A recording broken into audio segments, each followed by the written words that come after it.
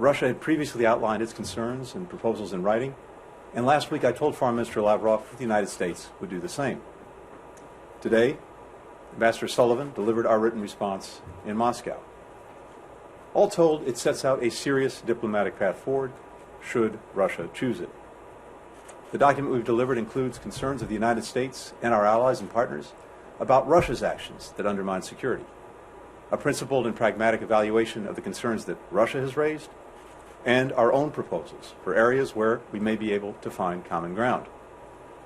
We make clear that there are core principles that we are committed to uphold and defend, including Ukraine's sovereignty and territorial integrity, and the right of states to choose their own security arrangements and alliances.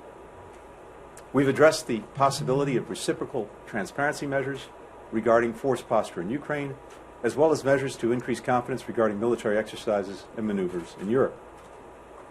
And we address other areas where we see potential for progress, including arms control related to missiles in Europe, our interest in a follow-on agreement to the New START treaty that covers all nuclear weapons, and ways to increase transparency and stability. We put these ideas forward because they have the potential, if negotiated in good faith, to enhance our security and that of our allies and partners, while also addressing Russia's stated concerns through reciprocal commitments. Our response to Russia reflects what I said in Kyiv, Berlin, and Geneva last week. We're open to dialogue. We prefer diplomacy.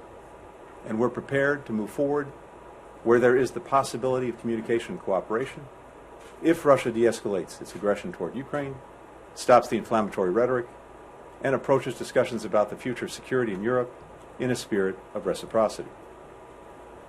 Our responses were fully coordinated with Ukraine and our European allies and partners, with whom we've been consulting continuously for weeks. We sought their input and incorporated it into the final version delivered to Moscow.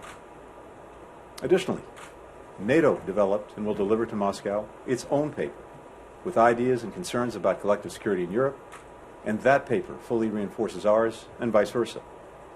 There's no daylight among the United States and our allies and partners on these matters. Additionally, the Secretary of Defense announced on Monday that 8,500 U.S. service members currently stationed in Europe and the United States have been placed in heightened readiness to deploy, to ensure that we're able to support the NATO response force swiftly if it's activated by the North Atlantic Council to harden the Allies' eastern flank. Other NATO allies have also announced steps that they're prepared to take, and we expect more in the coming days. We've taken this step out of prudence. We hope those forces don't have to be activated for deployment. But if they are, we will be ready.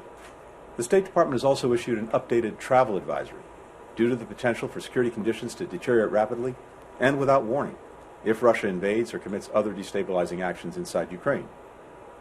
Our message now for any Americans in Ukraine is to strongly consider leaving using commercial or other privately available transportation options.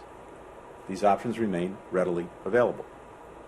And the embassy may extend loans to those who can't afford the cost of a commercial ticket.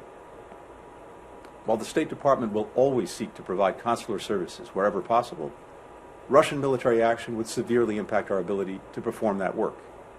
And if Russia invades, civilians, including Americans still in Ukraine, could be caught in a conflict zone between combatant forces. The U.S. government may not be in a position to aid individuals in these circumstances.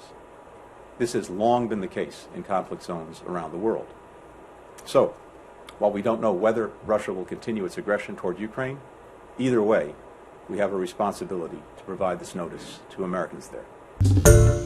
Hi, everyone. George Stephanopoulos here. Thanks for checking out the ABC News YouTube channel. If you'd like to get more videos, show highlights, and watch live event coverage, click on the right over here to subscribe to our channel. And don't forget to download the ABC News app for breaking news alerts. Thanks for watching.